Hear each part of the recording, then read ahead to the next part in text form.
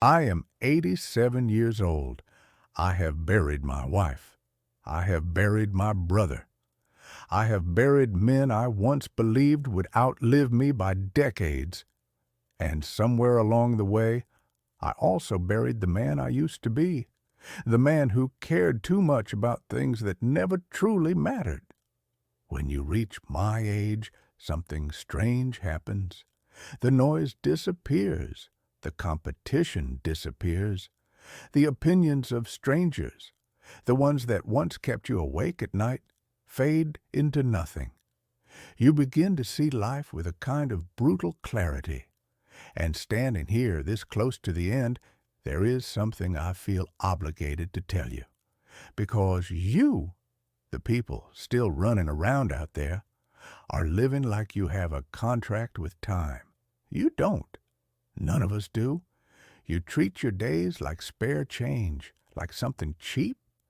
You waste them scrolling, worrying, comparing, postponing. You keep telling yourself the same lie. Later. Later I'll travel. Later I'll fix the relationship. Later I'll slow down. Later I'll start living. Let an old man save you some trouble. Later is the most dangerous word in the English language, because later is where most dreams go to die. Let me tell you about a man named Robert. This was back in 1974. Robert and I were partners in a small construction business. He was one of those men people naturally followed, tall, confident, sharp mind, the kind of guy who could walk into a room and make people believe in whatever he was selling. We were in our mid-30s back then, building houses across the city. Robert had a plan. He used to say it all the time. "Walter, give me 10 more years. Just 10. I'll stack enough money to never worry again. Then I'm done. I'm buying a little house near the ocean. I'm going to fish every morning and drink whiskey every night." He had the whole picture in his head.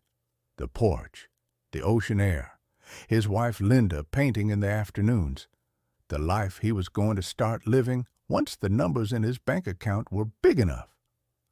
One night, we were sitting at a bar after closing a big contract. Robert raised his glass and said, "10 years, my friend, then life begins." 3 weeks later, Robert was dead. Truck accident on the interstate. A piece of metal broke loose from a trailer in front of him, hit his windshield. He never even had time to hit the brakes. He was 38 years old. I remember standing at his funeral thinking something that scared me more than the coffin. The world kept moving. The construction projects kept going. Our clients still wanted their houses finished. Within a month, someone else was doing Robert's job. Within a year, most people had stopped mentioning his name. And the house by the ocean, it never existed outside his imagination. Robert spent his entire life preparing to live. He never actually did it. That realization followed me for decades. Because the truth is, I wasn't that different from him. I just got lucky enough not to die early. For most of my life, I believed success was the same thing as meaning. Money meant security. Work meant value. Achievement meant respect. That's what the world teaches you. So I worked like a machine, 60 hours a week sometimes. I told myself it was for my family. That's what men say when they're too busy chasing something they don't fully understand. I missed birthdays. I missed dinners. I missed entire seasons of my children growing up. But I never missed a meeting. I never missed a deadline, and at the time, it felt important. In 1988, I won an award from the city's business association, Entrepreneur of the Year.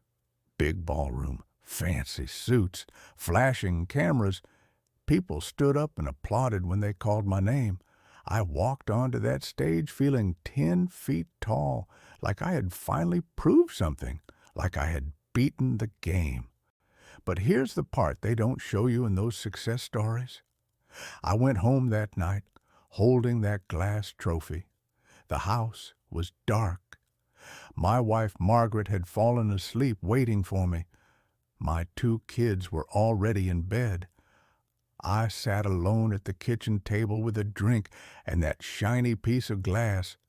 The applause from the ballroom had already faded, and suddenly the silence in that house felt louder than the crowd had been. That was the moment a strange thought entered my head. All those people clapping, they didn't care about me. They cared about what I represented: success, opportunity, connections. But the people upstairs in that house, the ones who actually loved me, had spent years getting the leftovers of my time. I had missed my son's baseball games that summer to finish a deal. I had canceled our anniversary dinner because a client needed to talk numbers. And that trophy, it meant absolutely nothing to the people who mattered most. Today, I'm not even sure where it is. Probably in some dusty box in the basement. You think your career is your legacy? It's not. Your career is just a transaction. You trade hours of your life for money, and once those hours are spent, you never get them back. If you collapsed tomorrow morning, your job would be posted online before the weekends, but your family, they'd feel that absence forever. That's the difference. Now, at 87, my life looks very different. I live in a small apartment, one bedroom, one chair by the window, a shelf with a few old books, and a photograph of Margaret smiling on the beach the year before she passed. That's it. Once upon a time, I owned a large house, 3 cars, a garage full of things I thought I needed. Let me tell you something with the clarity that only age can give you. Almost all of it was meaningless, because one day when you die, strangers will walk through your house. They will sort through everything you spent decades collecting, and most of it will end up in a dumpster. Your prized possessions will become someone else's clutter, future garbage. That's the brutal truth of material things. So ask yourself something honestly. Why are you exhausting your life to accumulate them? Why are you sacrificing time with your children, your health, your peace, for objects that won't even remember you existed? When people reach the end of their lives, something interesting happens. They stop replaying their achievements. They replay moments, small ones. Sunday mornings making pancakes, a child's laughter echoing down a hallway, a walk with someone you loved when the world felt quiet. Those are the scenes that return, not promotions, not contracts, not the size of your bank account, just moments. I'm getting tired now. But before I go, let me give you 3 things I wish someone had told me when I was your age. These might save you years of regret. The first one is simple. Kill your ego. You spend so much of your life worrying about how you appear to others. You don't start the project. You don't ask the question. You don't chase the dream. Because you're afraid of looking foolish, let me free you from that prison. Almost nobody is paying attention to you. People are too busy worrying about their own lives. You are the main character only in your own story. To everyone else, you're just another passerby. So stop letting imaginary judgment control real decisions. The second thing I learned far too late is a powerful idea. I call it the last time rule. One day you will do everything for the last time. One day you will hug your parents for the last time. One day you will laugh with a friend for the last time. One day you will step into your childhood home for the last time. The tragedy is that you won't know when those moments happen. If you truly understood that, you would hold the hug longer. You would say, "I love you" more often. You would stop rushing through your life like it's a rehearsal, because it isn't. This is the performance.